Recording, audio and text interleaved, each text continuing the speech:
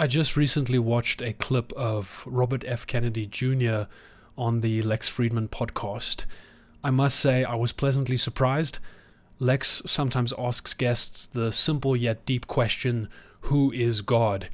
And naturally, each one of us will provide a different answer, ranging from a complete denial of his existence all the way up to the Trinity. I think RFK's answer was one of the best on the podcast. And what struck me about it was, firstly, his sincerity, and secondly, his clarity. He begins his answer by reflecting on his youth and his struggle with addiction, making the following profound statement, quote, "When you are an addict, you are living against conscience," end quote, revealing almost immediately a self-awareness and propensity towards self-reflection. He does not try to explain away his guilt, but states it as a brute fact that he had to contend with. There's something about this behavior that I choose to engage in that lessens me. It leaves me feeling at fault and that I'm doing something wrong. It's not a small point that he begins his answer this way, since many of us who come to believe in God experience the same self-inadequacy first. Dare I say, it could be considered a spiritual prerequisite. As I listened, I was reminded of my own struggle with addiction and the twisting ways it maligned much of my early 20s. The more I wrestled against it, the more I realized how inadequate my own abilities were. And despite my ability to exercise clear and direct willpower in some domains, I remained seemingly helpless in this one. With each subsequent failure in breaking the addiction, I began to notice ever greater scratches, chips, dents, and cavities in the hollow statue of my own will, which was, of course, an idol.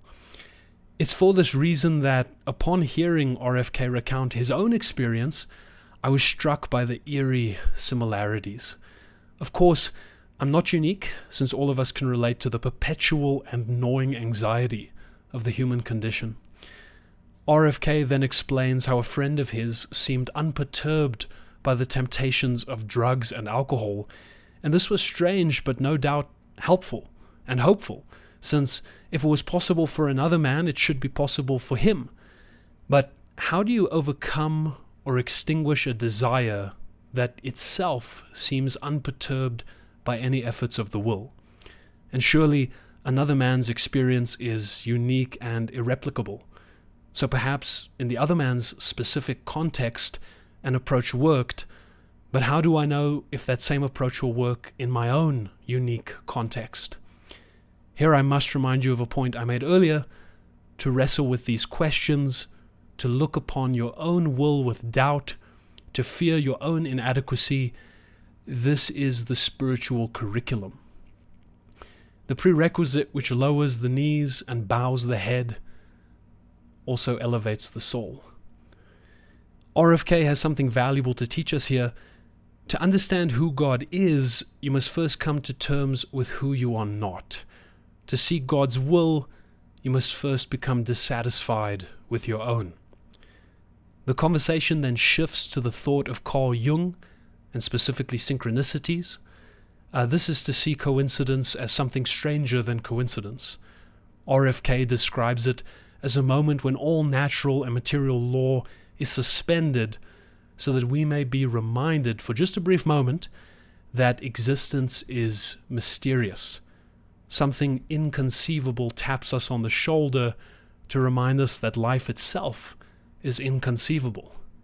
Notice the flow of RFK's answer. We began with suffering and ended in mystery. But what does a man do when he discovers a mystery that moves him? If that mystery touches him, it baffles him, and that bafflement lingers, leaving his heart restless and seeking.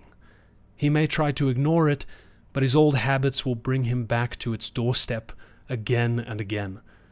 Men agree that the world is mysterious.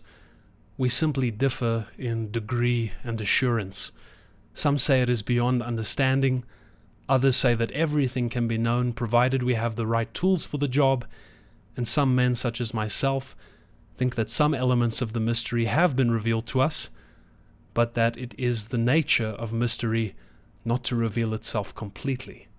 So, I can believe that God is a Trinity and affirm it as revelation, while simultaneously acknowledging that there is no combination of human words that I can speak or write which would fully exhaust the mystery. God does indeed work in mysterious ways, for God is the mysterious way. So what does a man do when he discovers mystery? RFK embraces it out of desperation. Nothing else has worked, and he says that even if he had a 1% chance of improving his life, that would be a 1% chance that could not be ignored. He then begins to pretend, he begins to live as if there is a God. And suddenly, he notices that something has changed. Every decision has become meaningful because every choice is imbued with moral significance. He describes mundane, everyday events as opportunities to exercise virtue, making the bed, picking up clothes hangers when they fall to the floor, and even returning the shopping trolley after using it.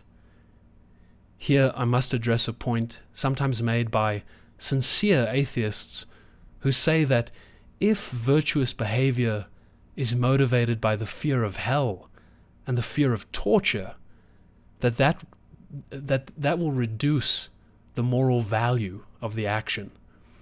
In other words, a bad man who is merely being a good man to avoid punishment is not really a good man.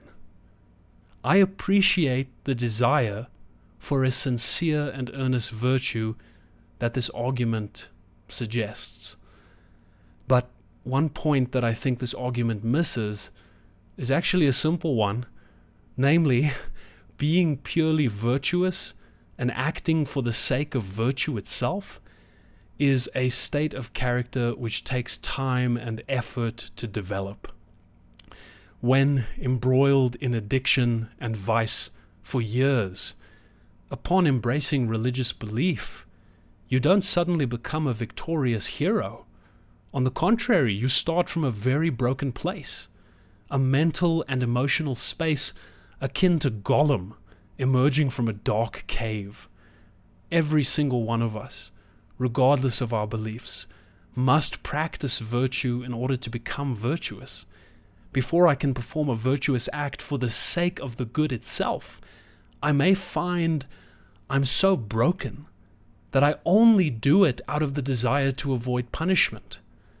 In this way, accepting a moral law is not the end of virtue, but instead the first step of a difficult and often painful ascent. The ultimate goal is not to do what is right just to achieve reward or to avoid punishment. But I likely have no choice but to begin from this space, for I know of no other way to animate my soul towards virtue. The changed man, for the first time, tries to run away from the fire only because he has watched himself run directly into it his entire life. RFK then reflects on his subjective experience, on the impact that acting out a belief in God has had on his life. He even says that seeing the personal change in his own life was a miracle in its own right. And here, I think it's worth pointing out that he isn't trying to rebut a specific worldview, but instead explaining how he's come to see the world.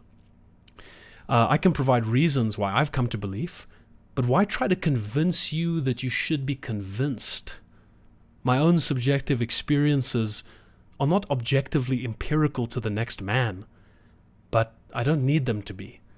If the subjective decision to live religiously improves the subjective suffering present in my own life, I may just be able to be a better friend to you, a better husband to my wife, and a better father to my daughter. The bridge has been crossed. The subjective decision has made me a better man to the people I interact with. RFK is not trying to win an argument because he's already overcome the inner argument against himself. I should say, as I conclude, that I am not an American, and I am simply too ignorant to have anything like an opinion on the American presidential race, but in this specific domain, I think his answer was brilliant. His ability to speak so candidly, so openly and honestly, not to mention so clearly, is really quite refreshing. And it's for all these reasons that I maintain what I said at the beginning of this piece. RFK's answer to the question, who is God, is one of the best on Lex Fridman's podcast so far. My name is Dylan Gous. This is my writing, and thank you for watching. Naturally, I encourage you to go and watch the original video. The link is in the description. But please click the like button if you enjoyed this video. And please consider subscribing to support my work and to see more videos like this one appear in your feed. If you'd like to read the written piece this video narrated, you can find it on my website, dylangous.com. There is, of course, a link in the description. And if you'd like to know how I came to believe in God, you can click here. And if you'd like to watch a recent conversation I had with a Tolkien expert, you can click here. That's a fun one. But on that note, thank you for watching, and I'll see you in the next video. Goodbye.